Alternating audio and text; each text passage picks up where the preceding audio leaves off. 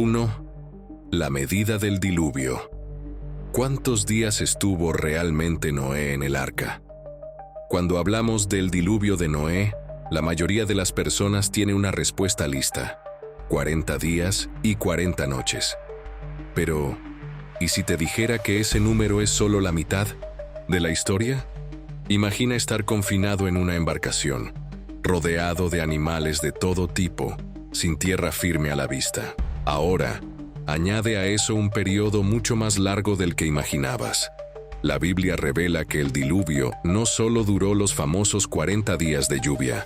De hecho, Noé y su familia permanecieron en el arca durante un total de 1 año y 10 días, mientras las aguas bajaban lentamente.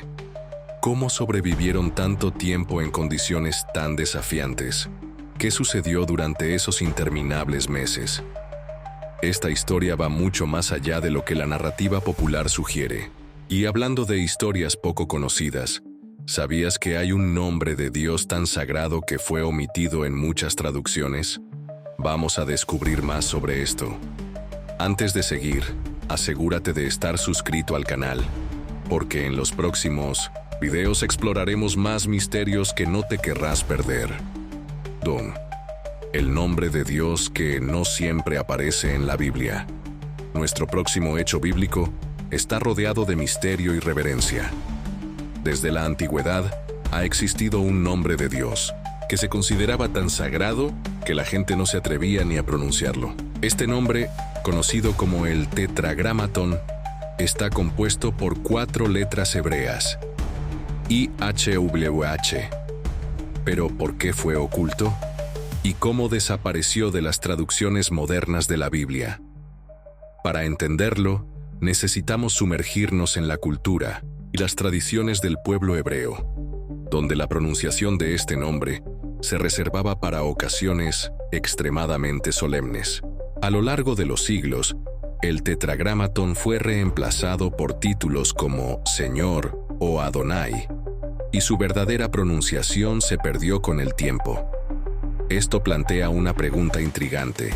Si incluso el nombre de Dios se consideraba inefable, ¿qué otras sorpresas podrían estar ocultas en la Biblia?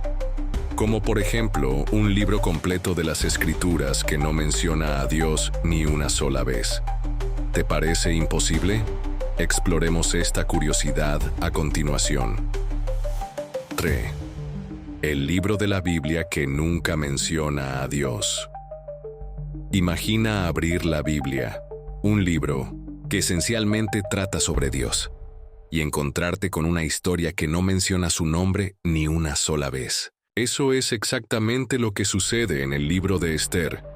Pero, ¿significa eso que Dios está ausente de la narrativa? ¿O su presencia se percibe de formas más sutiles, en detalles que muchas veces pasan desapercibidos? La historia de Esther está llena de intrigas políticas, giros inesperados y actos heroicos. Es casi como un drama histórico, donde las acciones de los personajes moldean el destino de toda una nación. Pero, ¿por qué no aparece el nombre de Dios? ¿Y qué nos enseña esto sobre la fe y la providencia divina? Antes de responder, sumerjámonos en otro enigma bíblico: el origen del famoso ojo por ojo, diente por diente. ¿Es este principio tan simple como parece? ¿Y tú? ¿Conocías estos datos? Déjanos un comentario si ya habías escuchado algo sobre ellos. Hablemos. Torisor, el origen de ojo por ojo, diente por diente. Cuando escuchamos la frase ojo por ojo, diente por diente, la mayoría de nosotros pensamos en venganza. Pero lo que pocos saben es que esta expresión, conocida como la ley del talión, tenía un significado mucho más profundo y, de cierta forma, revolucionario para su época. No promovía la violencia, de hecho, limitaba las represalias. Antes de esto, la práctica común era la venganza desproporcionada. Una pequeña ofensa podía resultar en una represalia brutal.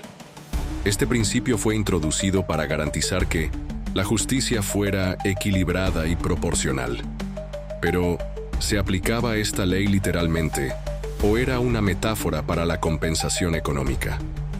y cómo ha sido reinterpretada a lo largo de los siglos. Mientras exploramos estas preguntas, surge otro evento fascinante: la confusión de lenguas en la Torre de Babel. ¿Cuántos idiomas realmente surgieron aquel día? Prepárate para sumergirte en la historia de este enigma. Sint. ¿Cuántos idiomas se hablaron en la Torre de Babel? La Torre de Babel es una de las historias más intrigantes de la Biblia. Un grupo de personas unidas, hablando el mismo idioma, decide construir una torre que alcance el cielo. Pero entonces ocurre algo inesperado. Dios confunde sus lenguas y los dispersa por toda la tierra. Es fascinante imaginar el caos de personas intentando comunicarse sin éxito. Pero, ¿sabemos cuántos idiomas realmente surgieron en ese momento? La Biblia no da un número exacto, pero las tradiciones judía y cristiana ofrecen varias interpretaciones. Algunos creen que fueron 70, mientras que otros sugieren un número simbólico que representa la totalidad de las naciones. Además, ¿qué nos enseña esta historia sobre la búsqueda humana de poder y unidad? Si la Torre de Babel nos presenta este misterio lingüístico, hay algo aún más sorprendente por descubrir. Dos hombres en la Biblia que nunca enfrentaron la muerte. ¿Quiénes son y qué les ocurrió?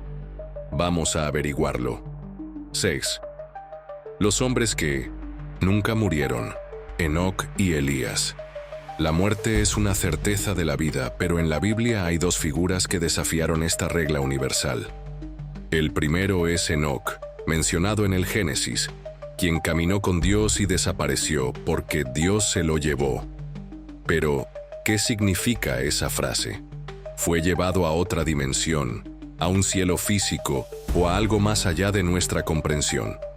El segundo es Elías, quien, según la narrativa, fue llevado al cielo en un carro de fuego. Estos eventos desafían nuestra lógica y plantean muchas preguntas. ¿A dónde fueron? ¿Siguen vivos? ¿Y por qué Dios eligió a estas dos personas para una experiencia tan única? Historias como estas nos dejan fascinados y con sed de respuestas, llevándonos a otro misterio intrigante. ¿Quién fue la mujer más rica de la Biblia, de la que casi nadie ha oído hablar? Su historia es tan sorprendente como reveladora. Sigamos adelante, pero antes de continuar, noté que aún no le diste like al video. Si te está gustando este contenido, dale un me gusta ahora mismo. 7. La mujer más rica de la Biblia que casi nadie conoce. Cuando pensamos en personajes bíblicos ricos, es fácil recordar a Salomón o a Job, pero pocos saben que la Biblia menciona a una mujer que acumuló una fortuna impresionante: la reina de Sabá. Su visita al rey Salomón es una de las historias más fascinantes de las Escrituras, pero lo que muchos ignoran es la magnitud de su riqueza. Según los relatos, ella llevó a Salomón cantidades inimaginables de oro, piedras preciosas y especias.